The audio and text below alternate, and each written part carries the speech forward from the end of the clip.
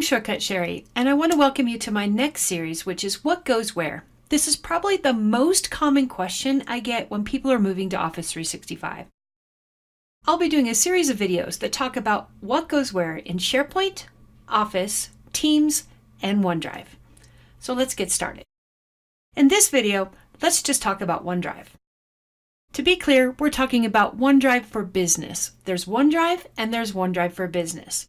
If you happen to have any Microsoft-based account like MSN or Hotmail, then you also have a OneDrive there. But what we're talking about now is OneDrive for Business and the strategy for moving information there.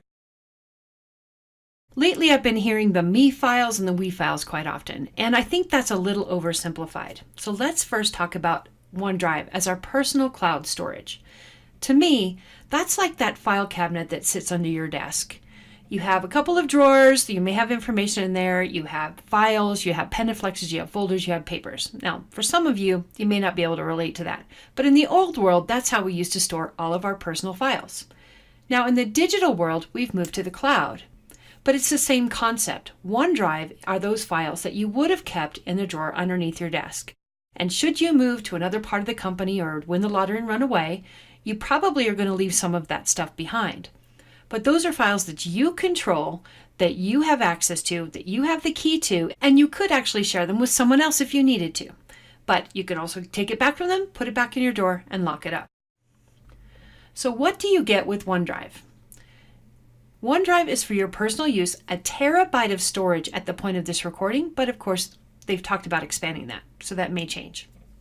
You're able to view, edit, and share your files with other people.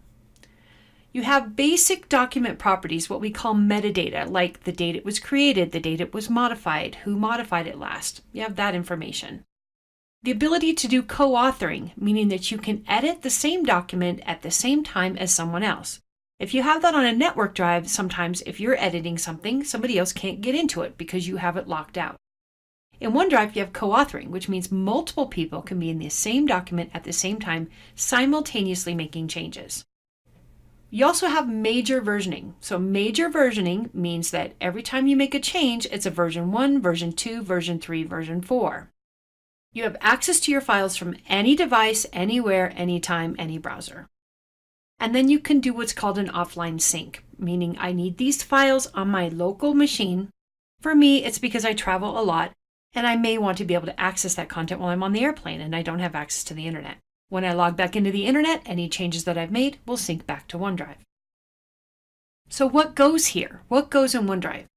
Your personal reference information, so things that you might use for your job. Current work in progress.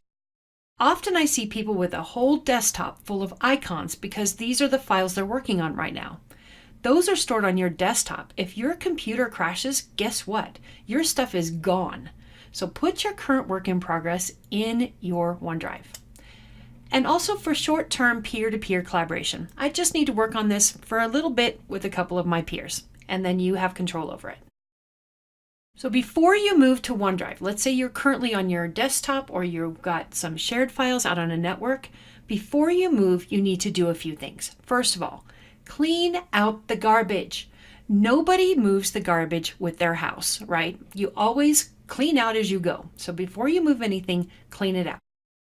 Remove any special characters. You're moving to the web.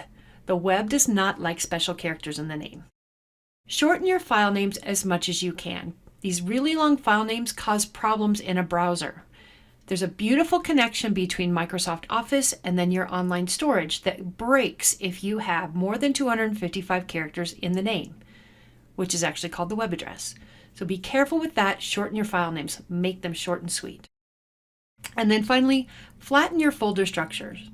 There's a web usability standard that you should be able to find anything within 3 clicks. And what I often see are folders upon folders upon folders upon folders. That is not usable when you're working on the web. So flatten those folder structures. The biggest mistakes when people move to OneDrive is they forget where they are. They forget they're moving to the web, and they don't make their files web-friendly. They make it a document dump. They take all of that junk that they've had in their network drives or on their local machine, and they dump it into OneDrive, and they expect it to work any better. And with no organization, you won't be able to find anything. And then the other thing they do is they ignore selective sync. You have a terabyte of storage on your OneDrive. You don't have a terabyte of storage for most people on your hard drive. So selective sync allows you to choose which of your files will sync to your local hard drive. This keeps you from crashing that hard drive because you filled it up by syncing with your OneDrive. So here's my strategy. When you're moving to OneDrive, clean out the garbage before you move, remove your special characters, shorten your file names, and flatten your file folder structures.